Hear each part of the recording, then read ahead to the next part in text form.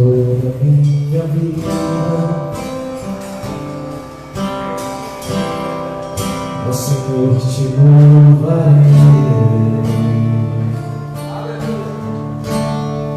Pois meu fôlego é tua vida. Eu nunca me cansarei. Posso ouvir a sua voz. É mais doce que o mel. Que um dia dessa amor e me leva até o céu. Já me fogo e terremoto, vento forte que passou.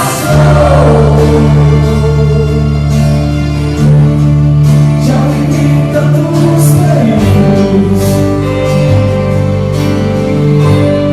mas tua voz me amou. Tu da ordem às estrelas, com as seus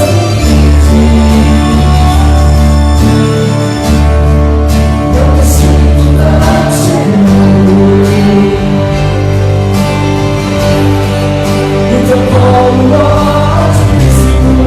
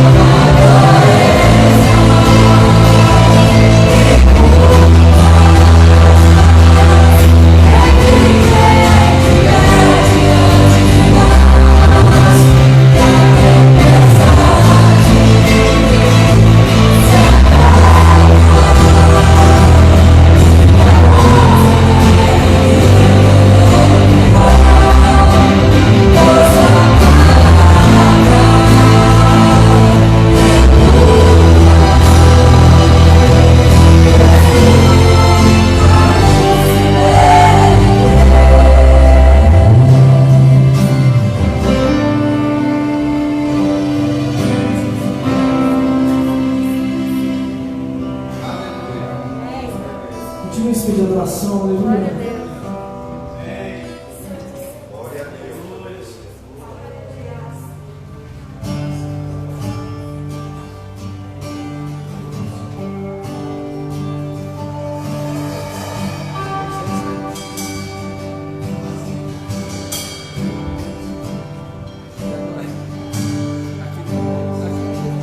Deixa o Espírito Santo trabalhar nesse agora, aleluia.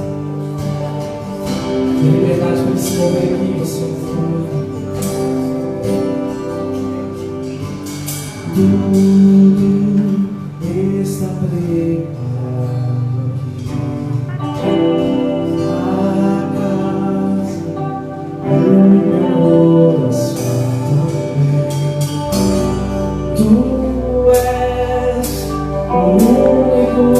motivo que me fez chegar.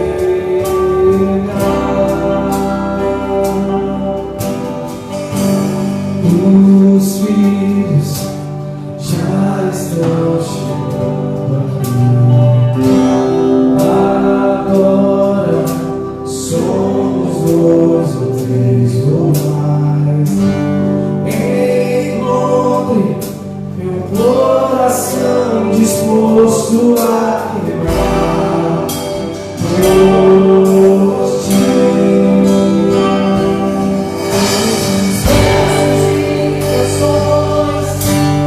Consegui cantar todas as vezes quebrantado. Só quero te falar que teu é o nome, a glória, a sempre. Teu é o nome, amém,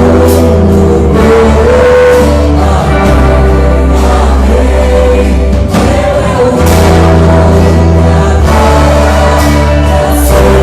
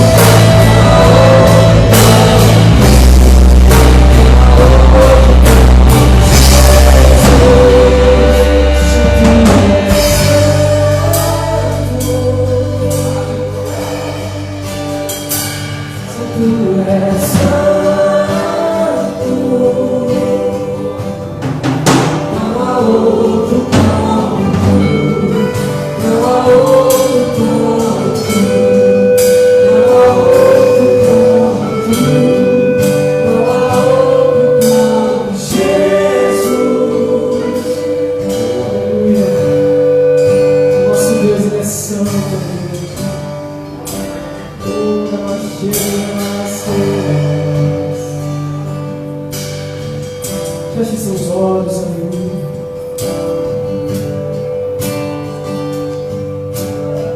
Diga palavras de amor ao nosso Deus, de gratidão por tudo que Ele tem feito em nós, aleluia.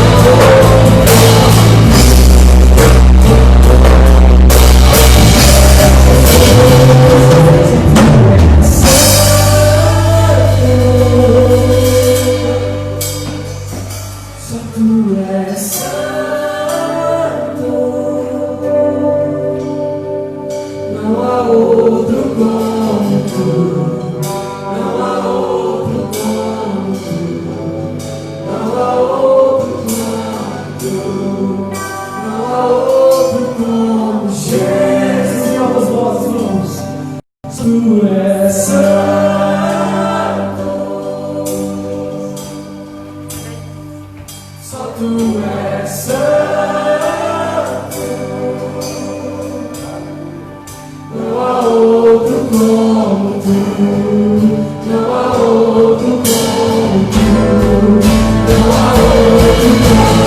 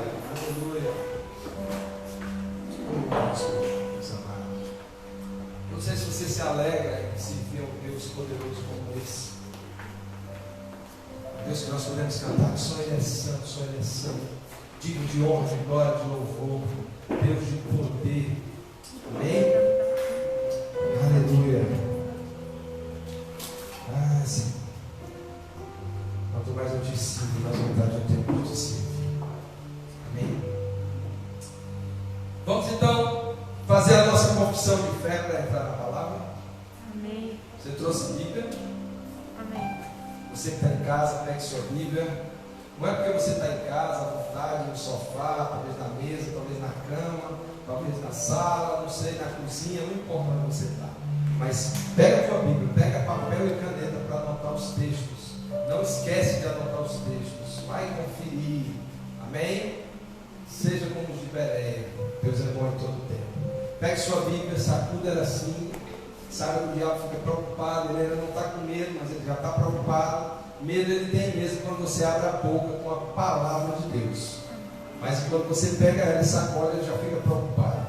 Repita comigo: essa é a minha Bíblia. Essa é a minha Bíblia. Eu sou o que ela diz que eu sou. Eu sou o que ela diz que eu sou. Eu tenho o que ela diz que eu tenho. Eu tenho o que ela diz que eu E tenho. agora, com muita fé, com convicção, você vai dizer: eu posso fazer Eu posso fazer o que ela diz que eu posso o que fazer. ela diz que eu posso fazer. Aleluia, aleluia. Deus é bom.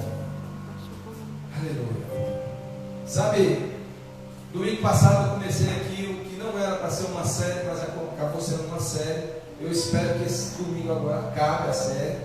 Não sei, vamos ver o que é que Deus fala. Mas nós estamos falando de graça sobre graça. Amém? Quem viu o domingo? Aleluia. Quem viu o domingo? Amém. Agora sim. Estamos ainda com a limitação de 30%, né? Mas graças a Deus já tem até um número bom.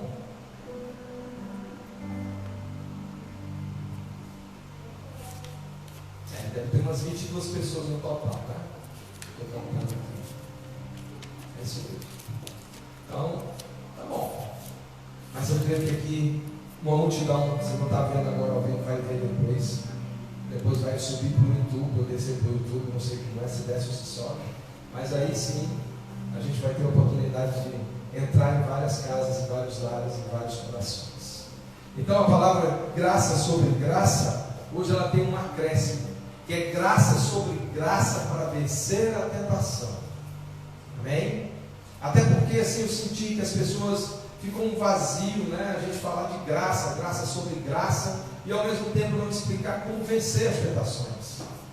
Como é que eu vou andar recebendo a graça do Senhor, a graça sobre graça? Porque ficou bem claro no domingo passado que existem obrigações. Nós aqui não pregamos a hipergraça, né?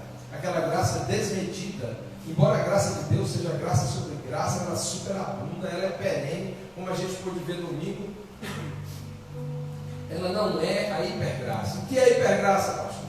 É o que algumas pessoas pregam, né? Que você não perde salvação, que você pode pecar, que te dá um direito a pecar. Ei, o pecado não é uma constância na sua vida. Pastor, eu peco, sim, você peca, eu também peco. Mas você não vive pecado e você também não, amém? Pelo menos não vai para viver. Glória a Deus. Cadê o glória a Deus? Glória a Deus. Ah, sim, agora eu senti convicção. Ninguém vivendo no pecado, amém? O pecado é um infortúnio, é um escorrego, algo que a pessoa erra, mas tem nome e continua sendo pecado. Não é porque eu errei que deixa de ser pecado. O pecado tem consequências e as consequências são pesadíssimas. O salário do pecado é a morte. E muitas pessoas pensam que é a morte física e a morte espiritual. É a morte eterna. Isso não é brincadeira, não brinque com o pecado. Amém? Por isso nós vamos hoje trabalhar o texto base, hoje é Mateus 4:1. Nós vamos falar da tentação de Jesus. Mas antes, Neto, eu queria que tu abrisse Mateus 3:16. Você que abriu Mateus 4:1, volta 2 versículos só. Capítulo anterior, 2 versículos antes. Nós vamos ler o versículo 16 e 17 para dar uma introdução a você, para você entender o que aconteceu e por que você é capaz de vencer a tentação. Amém? Eu nem voltei, mas está aqui. A minha palavra fala assim, a minha não, a palavra do Senhor. Batizado Jesus, saiu logo da água. Eu gosto disso, para enfatizar, porque eu sempre falo, a palavra batismo significa mergulho. Ele não foi aspergido água na cabeça dele, não, ele mergulhou. Batismo significa mergulho, não tem outra tradução para batismo. Então é mergulho, o batismo é mergulho. Tá? Já tive um monte de dúvida que às vezes no culto da visão a pessoa ainda pergunta, e o batismo, já fui batizado assim e tal, aí, foi mergulho? Foi, amém, está batizado. Não, não foi, então não foi batizado, você não mergulhou, certo? Então, batizado Jesus saiu logo da água, e eis que se lhe abriram os céus. Deixa eu falar uma coisa, nesse momento existe um fenômeno aqui sobrenatural, algo tremendo que aconteceu nesse momento na história. Sabe que se a gente pudesse filmar isso e trazer hoje, vocês iam ver a grandeza que é. Sabe? Eu penso, inclusive, que um dia nós vamos poder contemplar essa união, vamos, claro, mas essa união, aquele momento, a gente vai ter um flashback, sei lá, alguém vai mostrar para nós, talvez o próprio Deus queira mostrar para nós. Sabe, você imaginou a gente vendo o povo passar pelo Mar Vermelho? A gente vendo Abraão indo sacrificar Isaac, e aí o anjo bradando, dizendo Abraão, e ele parando. Você não tem vontade de ver isso? Você não tem vontade de ver Davi vencendo Golias? Porque eu acho que essas coisas que hoje a gente vê com os olhos espirituais, um dia nós vamos ver os nossos olhos, né, vai ter um flashback. Eu penso isso é uma conjectura, tá? Não tem nada disso na Bíblia, mas eu penso que sim, eu penso. E se não tiver, eu vou pedir a Deus. Deus mostra para a gente, revela para a gente, né? Se é um pedido, não sei se vocês têm pedidos para Deus, mas eu tenho esse pedido, e quando estiver na glória, eu quero pedir para Ele para ver essas coisas.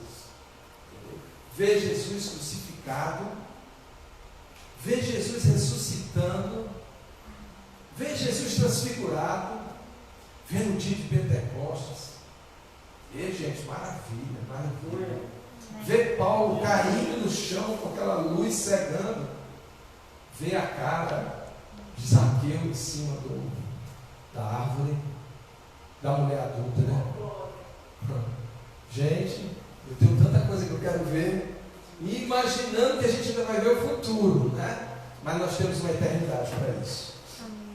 E esse fenômeno aqui fala em céus. E eu preciso explicar para vocês por que é no plural, né? A palavra é ouranos, também está no plural do grego. E significa céus. Por quê que são céus? São vários céus? São pelo menos 3. Eu consigo elencar aqui para você. O céu, que é esse céu que os pássaros voam, que o avião voa, que a gente vê aqui, o céu da atmosfera. O céu que nos protege dos raios solares, na camada, que tem que nos protege dos raios solares, né? Se fosse mais perto um pouquinho, era quente demais, a gente não ia ter vida. Se fosse mais longe um pouquinho, era tão frio que também não ia ter vida. Mas Deus é perfeito na distância. Amém? Sua criação é perfeita. Nós não viemos de ameba, nem evoluímos, não. Ele fez. Amém. Nenhum outro ser pode se autotitular como eu sou e começar a sua palavra dizendo: no começo criou Deus o céu e a terra. Geralmente os deuses que tem por aí, eles foram criados, nascidos, mas Deus é Deus e Ele criou. Amém? Amém. E esse fenômeno é incrível. Depois desse primeiro céu, né, desse arco, depois o que é que vem? Vem o céu do universo com as estrelas, tudo que a gente vê aí de noite, né, quando está sem nuvem, principalmente aqui em Jataí, a gente ainda pode ver as estrelas, né, contemplar. Alguns não contemplam, porque já não param mais para contemplar o céu.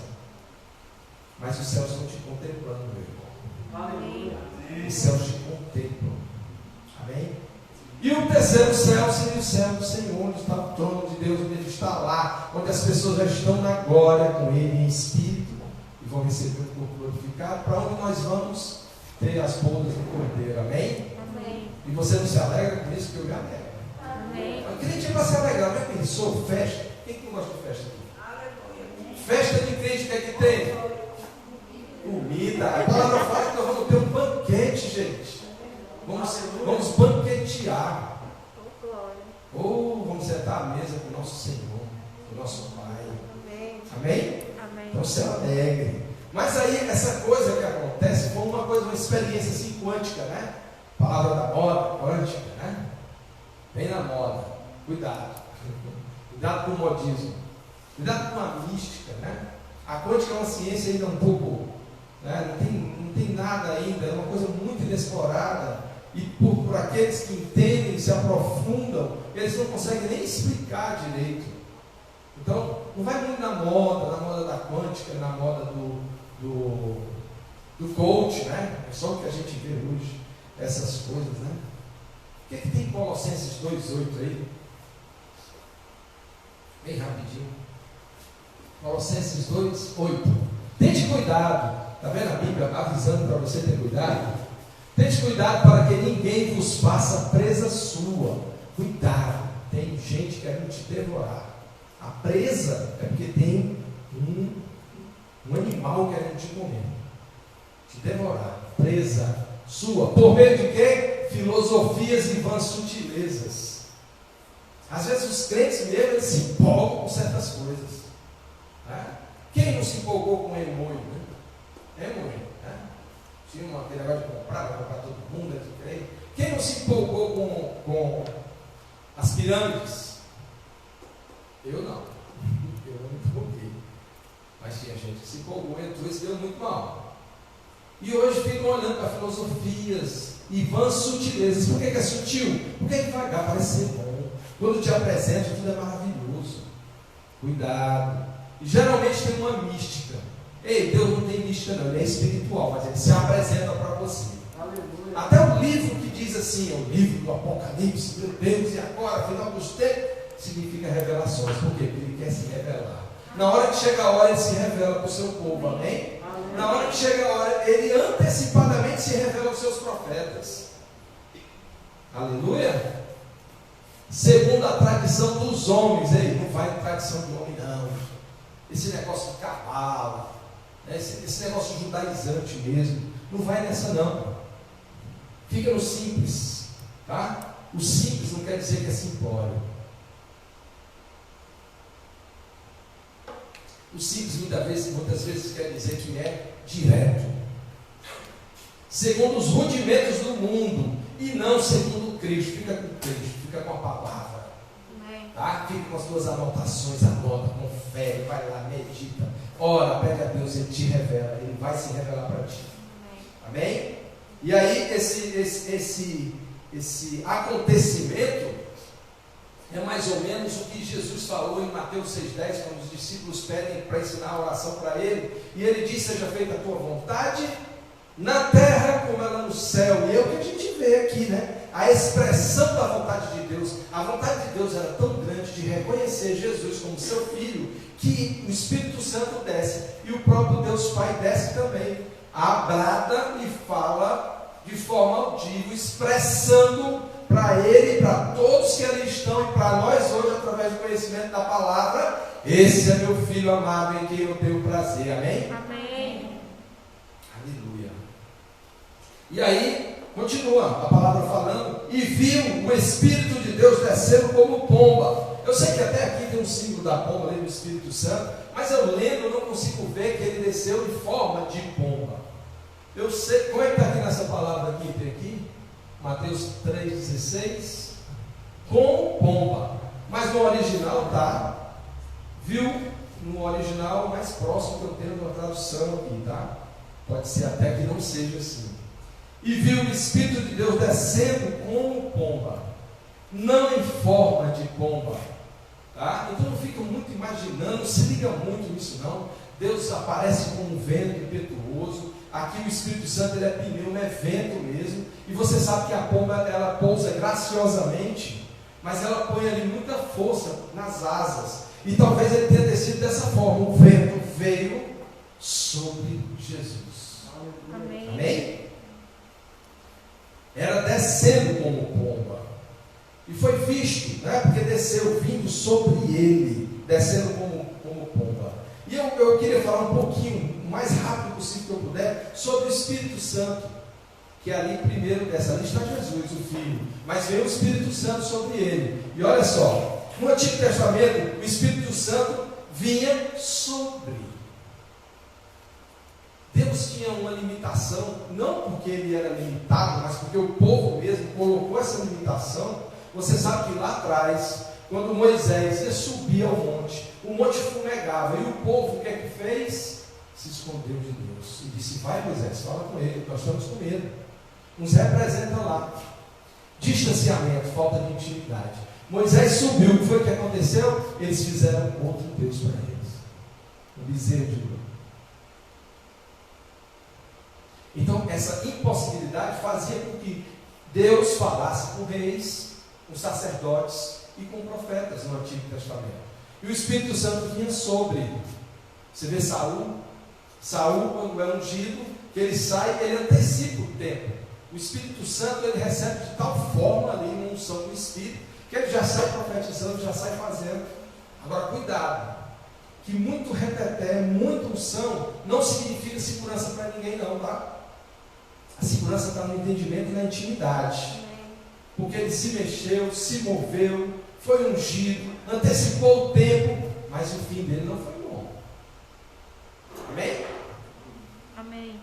Aqui, nesse momento aqui da Bíblia, da palavra, em Jesus, ele veio sobre, sem medida, como está lá em João 3,34. Nós nem vamos lá. Mas está lá, ele veio sem medida sobre Jesus. João 3,34. Pode anotar e ler. E no dia de Pentecostes, mais à frente, ele veio. Você sabe o que significa Pentecostes?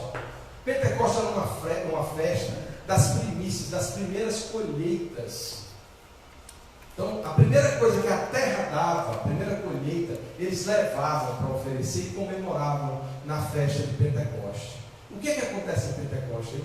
O Espírito Santo veio, como tinha predito o profeta Joel, como o próprio Jesus tinha dito, e recebereis poder do alto. E aí ele vem, primeiro sobre 120, de novo como um vento impetuoso, né? Mas com chamas de fogo. Por isso que tu não pode achar que ele é uma chama ou que ele é uma pomba. Tá? Ele vem do jeito que ele quiser. Ele vem como uma brisa suave. Ele vem como um vento impetuoso. Mas o que acontece ali? Primeiro 120, depois Pedro prega e 3.000. O que era aquilo ali? Os primeiros frutos.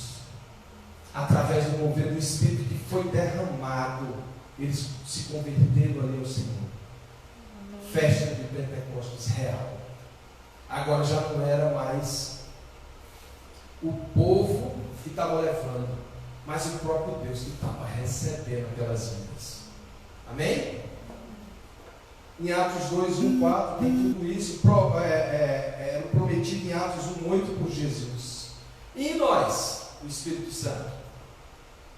Você sabia que nós vivemos a dispensação do Espírito Santo? Porque no Antigo Testamento Deus falava, mas o Espírito Santo estava lá. Desde o início os três estavam lá. A palavra, Jesus, o Espírito se movia e Deus Pai. Por isso que é Elohim, que é o plural de Deus. É um Deus na Trindade. Amém? Vocês estão assim de olho arregalado, mas está tudo bem, vocês estão entendendo. Estou indo muito rápido? Então o que é que acontece ali? Nós somos templo e morada do Espírito Santo. Agora ele habita em nós. 1 Coríntios 6, 19 e 20. Vamos lá? Neto. 1 Coríntios 6, 19. Diz assim: ou não sabeis que o vosso corpo é o templo do Espírito Santo? Eu gosto muito desse. Ou não sabeis. O vosso corpo é o templo do Espírito Santo. E se ele é o templo do Espírito Santo, o que é que você está fazendo com o seu corpo? Ah, pastor, eu estou fazendo regime. Não estou falando disso, não. Eu estou falando o que você faz, porque você se movimenta aqui na terra com o corpo. Nós somos um espírito, temos uma alma, mas habitamos no corpo. Para onde nós vamos aqui na terra? Vamos em corpo. Se você for no bordel, você está levando o Espírito Santo no bordel. Só explicando para você. Que habita em vós, proveniente de Deus, e que não sois de vós mesmos, ou seja, está perguntando, tu não sabe disso não? Você não é mais de você mesmo. Olha o 20. Porque fostes comprados por bom preço. Que bom preço? Alguém sabe dizer aqui que bom preço foi esse? Que você foi comprado? O sangue de Cristo, aleluia. Você foi comprado pelo sangue dele. Você não foi comprado por dinheiro, você não foi comprado pelas suas obras, você não foi comprado porque seu pai e sua mãe oraram, porque eram pastores. Você foi comprado pelo sangue de Jesus. Você nem merecia. Você não fez nada, e nada do que você fez ou veio a fazer, e ele dá o merecimento de ser comprado por ele. Você não tinha dinheiro, entendeu? Não tinha esse tipo de dinheiro para pagar esse tipo de coisa, a sua vida, a sua salvação, a sua vida eterna. Ninguém tinha. Só o sangue dele. Amém. Glorificai, pois. Você sabe o que é glorificar? Quando você tem que glorificar com o templo, até o seu andar tem que ser para a glória de Deus. Eu amo quando eu oro, você pode olhar que você diz: Senhor, glórias te damos. Glórias te damos. Se você vai orar, dê glórias a Deus. Glorifique com o seu andar, com o seu posicionamento, com a sua palavra, com a sua boca, com o seu olhar, com tudo aquilo que você for fazer, com os seus bens, com o seu dinheiro, com os seus pensamentos. Glorifique a Deus.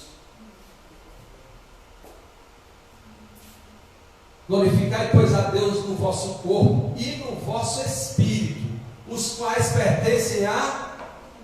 Você esqueceu que você foi comprado? Seu corpo não é seu, seu espírito também não. Você tem um dono, e ele pagou e pagou um alto preço. Amém? Amém. João 14,16. Vai lá só para a gente aprofundar um pouquinho sobre isso, porque é muito importante que a gente saia daqui sabendo disso. E eu rogarei o Pai, e Ele vos dará outro Consolador, para que fique convosco para sempre. O Espírito Santo é outro Consolador. O primeiro era Jesus, que estava ali com os discípulos. Depois ele foi, rogou o Pai, e o Pai enviou o outro Consolador. Então ele vai ficar com você, se você não expulsá-lo, para sempre. Não é quando você quer. Não é porque, não, agora eu vou pecar, o Espírito Santo fica aí, sai. Não é. É para sempre. Se você não perder a sua salvação, o Espírito Santo vai estar dentro de você. Se um dia você fez aquela confissão e nunca negou a Ele, e não entrou na apostasia de pecar, ao ponto de não se importar mais com isso, fique certo, o Espírito Santo habita em você e é para sempre. Pula lá para o 23. Jesus respondeu e disse, isso aí era Judas, não Iscariotes, outro Judas, que era um dos discípulos, era um nome comum. Ele pergunta a Jesus, e aí Jesus responde dizendo, se alguém me ama, guardará a minha palavra. Olha, presta atenção nisso aqui, guarda ela, não numa bolsa, não debaixo do sovaco, mas guarda ela no coração. Guardará a minha palavra, e meu Pai o amará. E presta atenção na última parte do versículo. E viremos para ele, e faremos nele morada. O próprio Pai, o próprio Filho e o próprio Espírito Santo, o Elohim, Deus, faz morada dentro de você. Amém. E tem gente que quer desligar. Vamos para frente, voltando lá para o batismo aqui. E eis uma voz dos céus que dizia, este é meu filho amado em quem me comprazo.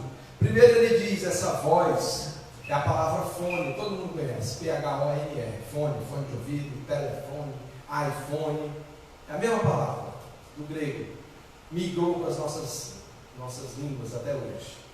Mas é a mesma palavra que João Batista diz, eu sou a voz que clama no deserto. A voz de João Batista clamava, anunciando que ele viria. Deus não está clamando, ele está bradando, afirmando que ele veio. Pastor, que importância tem isso? Se você não sabe, se ele não tivesse vindo, ninguém era capaz de vir. Só ele, só ele. Voz que clama do deserto, a voz de Deus afirmando. E ele fala, filho amado. E eu fui olhar o que era esse amado. Esse amado é estimado, querido, merecedor de amor. E nós somos filhos de Deus? Somos. Mas nós não merecíamos. Não éramos filhos. Nos tornamos através dele. Não merecíamos, mas Deus quis nos amar, como está em João 3,16. Que deu o seu Filho, para que você creia e tenha vida eterna. Amém? Amém. Em quem me compraz. O que é compraz? É ter prazer. Ter prazer. Deus tinha prazer em ver o Filho dele, em tê-lo, em participar com ele. Ele está inclinado a favorecer Jesus naquele momento, quando ele diz isso. Deixa eu te dizer, e agora eu vou não só falar, mas eu vou agir em fé e de forma profética na sua vida hoje. Graça e favor da parte de Deus na vida de cada um aqui, de cada um ali, de cada um ali. Amém. Graça e favor. Amém. Que ele olhe lá de cima e diz, este é meu filho, esta é a minha filha, amados são eles, e eu tenho prazer, eu me comprazo neles. Amém? Aleluia. Vamos então agora para o 4:1, né? A seguir, foi Jesus levado pelo Espírito. Presta atenção, a seguir logo em seguida. Ele já saiu dali, houve toda essa coisa tremenda espiritual, esse fenômeno lindo, maravilhoso, que não tinha acontecido nunca, porque Jesus estava ali em carne. Amém? É um fenômeno único. E aí, logo em seguida, ele sai. Logo depois disso. E aí ele é levado pelo Espírito para onde? O deserto. Aí vem aqueles crentes sofrência, né? Ah, meu Deus, mas tem crente sofrência. Está vendo? O Espírito leva para o deserto. Deixa eu te dizer uma coisa. Quando Deus tirou o povo e levou para o deserto, primeiro não era para passar aquele tempo todo. Mas tudo que ele precisava no deserto, ele tinha. A água da rocha, o maná, ele queria um carne, tinha as codornizes. Tinha uma nuvem para não queimar, tinha uma coluna de fogo para não esfriar, as roupas cresciam, as sandálias cresciam, tinha a certeza de uma terra prometida. O povo se prostituiu, por isso que ficou tempos no deserto. Mas tinha tudo, sabe por quê? Quando Deus te mandar para um lugar, seja para onde for, mesmo que você pense que é um deserto, mesmo que você não chegar lá, o que é que eu vim fazer aqui nesse deserto? Ele preparou tudo para você. O suprimento vem dele. Não existe deserto. O deserto só existe quando você vai só. Quando você é levado pelo Espírito, como foi aqui, não é deserto. É lugar de suprimento. Não é lugar de prova. A não ser que você se prostitua com outros deuses. A não ser que você Abandone o Senhor. Negue. Aí vem o deserto a sua vida inteira, meu amado, minha amada. Ai, aleluia. Espírito Santo sem medida, afirmação do Pai. Só depois disso que Jesus foi levado para lá. O que era isso? Espírito Santo sem medida nele. A afirmação do Pai encheu ele para que ele pudesse ir para o deserto jejuar. Você entende isso? Ele foi levado por quem? Pelo Espírito Santo. Não por decisões erradas. Tem muita gente que hoje está no deserto, crente mesmo. Sabe por quê? Porque ele puxa o cartão, chega a abrir o cartão de crédito dele. Aí vai passando, vai passando, vai passando. Na pandemia nem tanto, né? Não pode mais, está tudo fechado. Mas normalmente o que ele faz? Passa. Aí depois diz assim, olha, o diabo se levantou contra mim, eu estou no deserto na minha área financeira. Mas foi você que foi. Não foi o diabo não, que lhe levou. Não foi o Espírito Santo que te botou nessa prova para tu aprender nada não. Foi tu que tomou a decisão errada. Gastou sem ter. A conta chega, filho. Não existe isso. Não existe, como diz o outro, né? Não vai acontecer, não vai rolar. Então, geralmente, quando você está no deserto, foi você que foi com seus próprios pés para lá, ou com a sua própria mão, digitando. E às vezes é o diabo que leva. Mesmo quando é o diabo, você precisa dar ouvidos a ele. E para onde ele foi? Foi para o deserto. O que é que significa deserto? Eu dei uma olhada aqui e trouxe uma versão do Sidney Rodrigues para você no deserto. É lugar de solitude, não de solidão. Sabia? Do deserto, o Espírito te leva para onde tu vai, é um lugar de solitude. Solitude é uma disciplina espiritual. Porque você fica só para ter mais intimidade com Deus. Solidão é quando você não tem ninguém. Jesus aqui no deserto tinha o Pai, o Filho, tinha o Pai e o Espírito Santo com ele. E ainda tinha os anjos para servir. Nós vamos ver mais na frente. Sozinho ele não estava. Sozinho você não estava. Tem até um adágio aí popular entre os crentes e no crentez que é um com Deus é maioria. Então por que você ia estar só? Amém? Isso é deserto, lugar desabitado. Esse desabitado aqui para Jesus é importante, porque ele não ia sofrer influência de ninguém, nem de nada. De ninguém, nem de nada. Quando você procurar uma solitude para ter mais intimidade com o Senhor, um local, um quarto, dentro do seu banheiro, de madrugada, aí você não sofre influência. Não leva o celular não, porque ele é influência.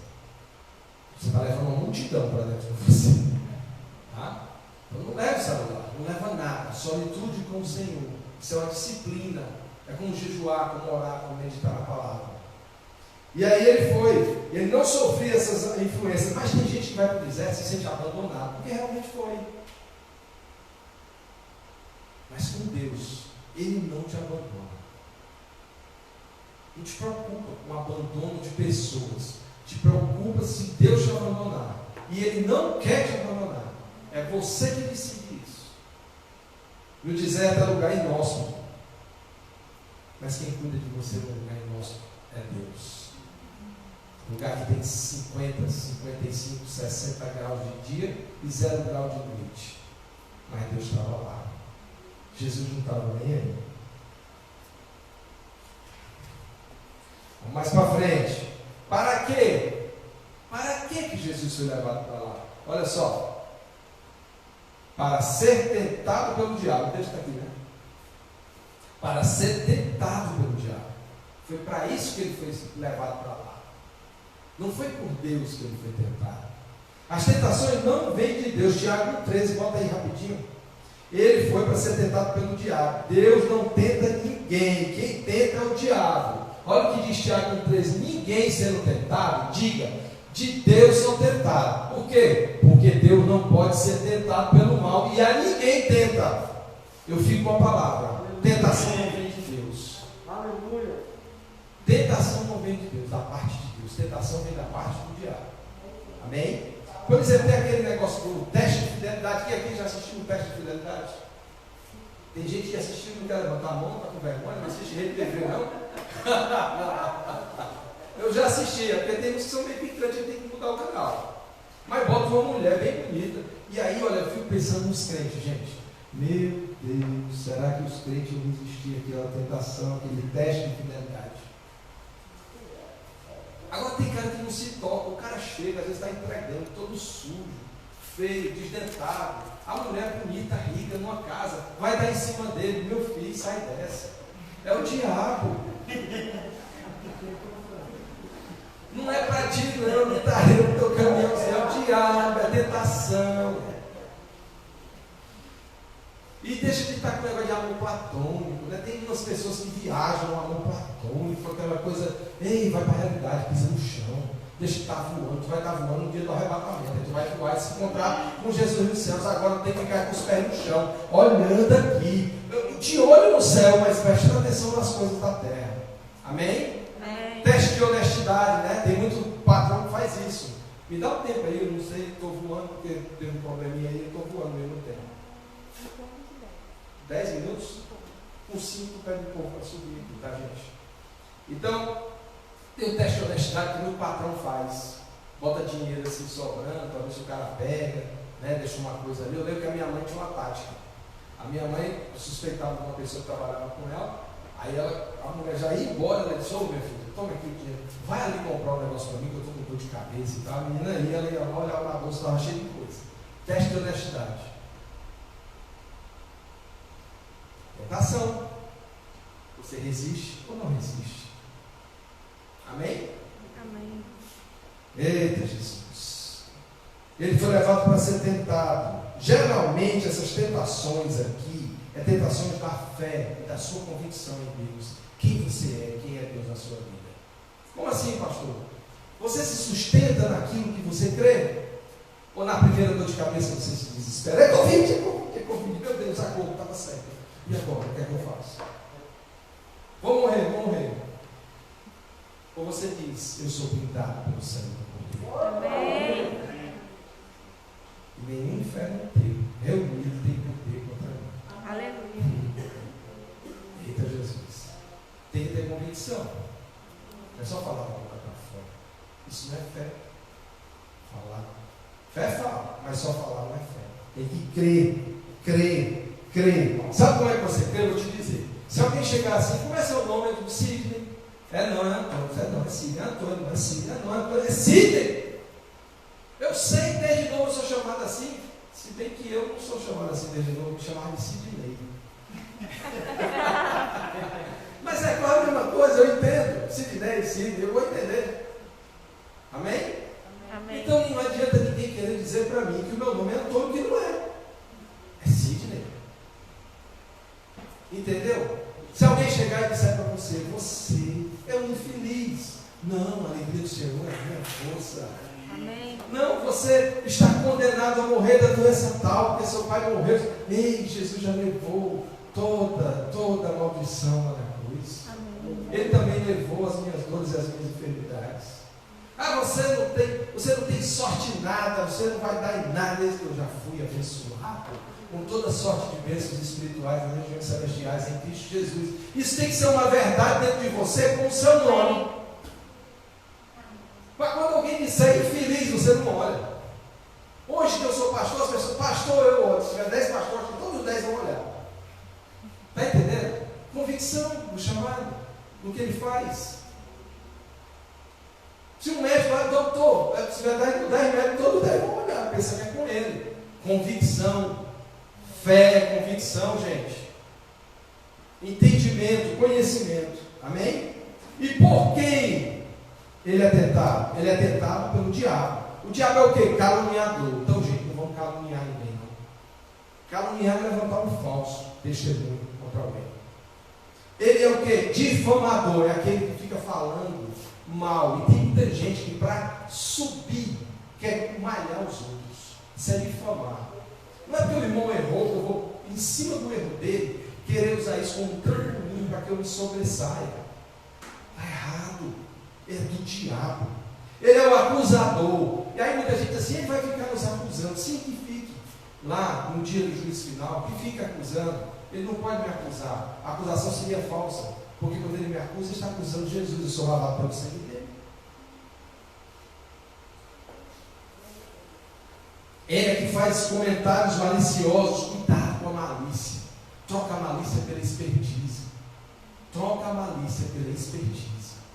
Seja esperto. Você vive no mundo, tem que ser esperto, mas não pode ser malicioso. Creia. Opositor de Deus, ele é opositor de Deus e de todas as coisas que é referente a Deus. A gente vê nesses dias esse mover aí do homossexualismo. Isso eu não estou falando dos homossexuais, eu estou falando do movimento homossexual, dessa coisa de homossexualismo que quer acabar com a família. Isso é contra Deus. Por quê? Porque macho e fêmea nos criou, está escrito. E o que está contra a palavra é a oposição a Deus. E doa quem doer porque enquanto não tiver, pelo que eu sei, eu aprendi bem novo isso, XX e XY é a outra promoção do homem e da mulher. Não tem o XZ, o XLGBT. Não tem, é XX e XY. Ordem cromossômica. Não existe. Não tem como, é opção. E aí, pastor, e agora o que é que eu faço? Vamos morar junto, vamos ler a palavra, vamos meditar, vamos ver quem é que vai vencer as tentações. Você está pensando, 8, 9?